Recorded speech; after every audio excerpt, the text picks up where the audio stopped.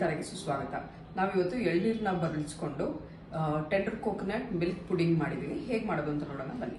ಇವಾಗ coconut pudding ಮಾಡ್ಕೊಳ್ಳೋದಕ್ಕೆ ನಾನು 3 ಕಪ್ ಅಷ್ಟು ಎಳ್ನೀರು ತಗೊಂಡಿದ್ದೀನಿ. ಇದರಲ್ಲಿ ಒಂದು 6 ಟೀ ಸ್ಪೂನ್ ಅಷ್ಟು ಶುಗರ್,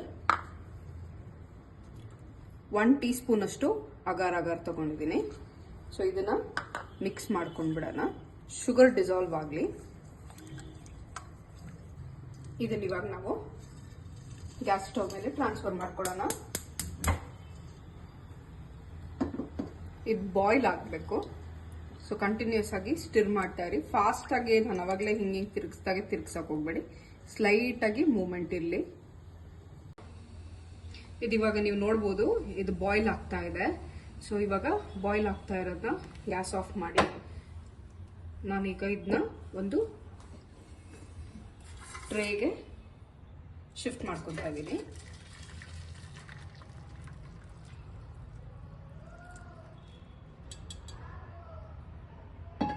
ಸೊ ಇದನ್ನ ಇವಾಗ ಸ್ವಲ್ಪ ಆರ್ಕೊಳ್ಳಿ.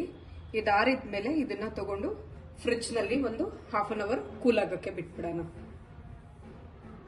ಇದು ಇವಾಗ ಆಗಿದೆ. ಹಾಫ್ ಅನ್ ಅವರ್ ಇಂದ ಫ್ರಿಡ್ಜ್ ನಲ್ಲಿ ಇಟ್ಟಿದೀವಿ. ಸೊ ಇದನ್ನ ಇವಾಗ ಕಟ್ ಮಾಡ್ಕೊಂಡ್ ಬಿಡೋಣ.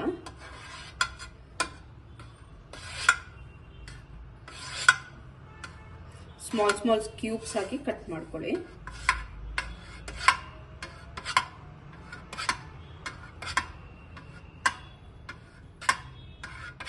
ಈಗ ಇದು ಕ್ಲೀನ್ ಆಗಿ ಬಿಟ್ಕೊಂಡಿದೆ.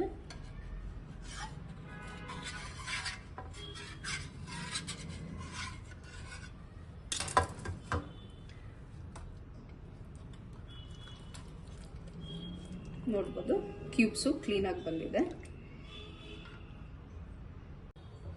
ಇವಾಗ ಮಿಲ್ಕ್ ಜೆಲಿ ಮಾಡ್ಕೊಳ್ಳೋದಕ್ಕೆ ನಾನಿಲ್ಲಿ ಅರ್ಧ ಕಪ್ ಅಷ್ಟು ಸಕ್ಕರೆ ತಗೊಂಡಿದ್ದೀನಿ. 1 ಟೀ ಸ್ಪೂನ್ ಅಷ್ಟು ಅಗಾರ್ ಹಾಕೊಂಡಿದ್ದೀನಿ ಇದಕ್ಕೆ. ಹಾಗೆ ಇಲ್ಲಿ ನಾನೊಂದು 4 ಕಪ್ ಅಷ್ಟು ಹಾಲು ತಗೊಂಡಿದ್ದೀನಿ. ಸ್ಮಾಲ್ ಮೀಡಿಯಂ ಕಪ್ಪಲ್ಲಿ 4 ಕಪ್ಪು. ಸೊ ಇದನ್ನ ಮಿಕ್ಸ್ ಮಾಡೋಣ.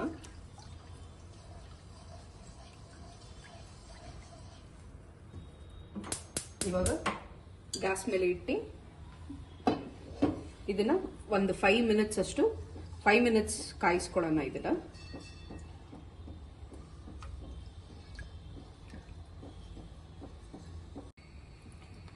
ನಾವು ಇದನ್ನ ಲಾಸ್ಟ್ 5 ಮಿನಿಟ್ಸ್ ಇಂದ ಇದನ್ನ ಕಾಯಿಸ್ಕೊತಾ ಇದ್ದೀವಿ.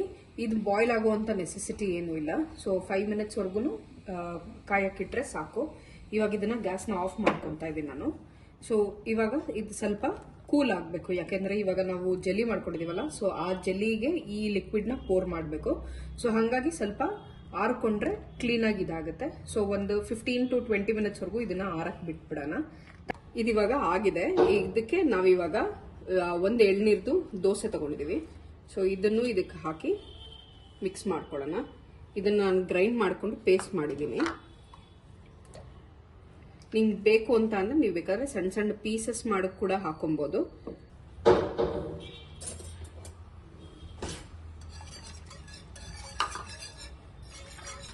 ಇದು ಆಪ್ಷನಲ್. ಇದು ಬೇಕಿದ್ರೆ ಮಾತ್ರ ಹಾಕೊಳ್ಳಿ, ಇಲ್ಲ ಅಂದ್ರೆ ಹಾಗೆ ಇದು ಮಾಡ್ಬೋದು. ಸೊ ಇದಿವಾಗ ರೆಡಿ ಆಗಿದೆ.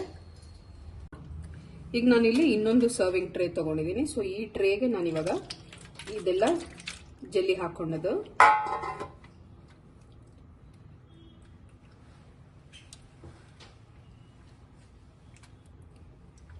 ನಿಮ್ಗೆ ಇದು ದೊಡ್ಡದು ಅನಿಸ್ತು ಅಂತಂದ್ರೆ ಚಿಕ್ಕ ಪೀಸಸ್ ಆಗಿ ಮತ್ತೆ ಕಟ್ ಮಾಡ್ಕೊಳ್ಳಿ. ಸೊ ಇದಕ್ಕಿವಾಗ ನಾವಿಲ್ಲಿ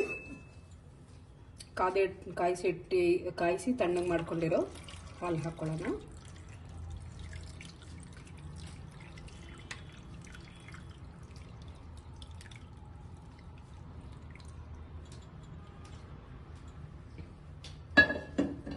ಇವಾಗ ಇದಕ್ಕೆ ಹಾಕೊಂಡಿದೀವಿ. ಸೊ ಇದನ್ನ ಇವಾಗ ನಾವು 1 ಅವರ್ ಅಷ್ಟು ಚಿಲ್ ಮಾಡ್ಕೊಬೇಕು, 1 ಅವರ್ಗೆ. ಸೊ ಇದನ್ನ ಇವಾಗ ಮತ್ತೆ ನಾವು 1 ಅವರ್ ರೆಫ್ರಿಜರೇಟರ್ಗೆ ಟ್ರಾನ್ಸ್ಫರ್ ಮಾಡ್ತಾ ಇದ್ದೀನಿ. ಇದು ಇವಾಗ 1 hour ಇಂದ ಚಿಲ್ ಮಾಡಿದೀವಿ. ಸೊ ಇದನ್ನ ಸೈಡ್ಸ್ ಇವಾಗ ತಕೊಳ್ಳೋಣ.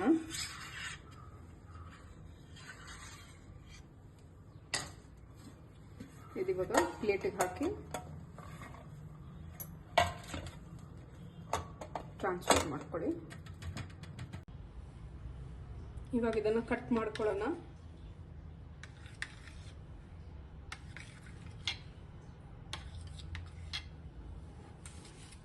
ಇದು ಸ್ಲ್ಯಾಬ್ ಆಗಿ ಕಟ್ ಮಾಡ್ಕೊಂಡ್ರೆ ಇನ್ನೂ ಚೆನ್ನಾಗಿರುತ್ತೆ. ನಾನಿಲ್ಲಿ ಸ್ಕ್ವೇರ್ ಮಾಡ್ತಾ ಇದ್ದೀನಿ.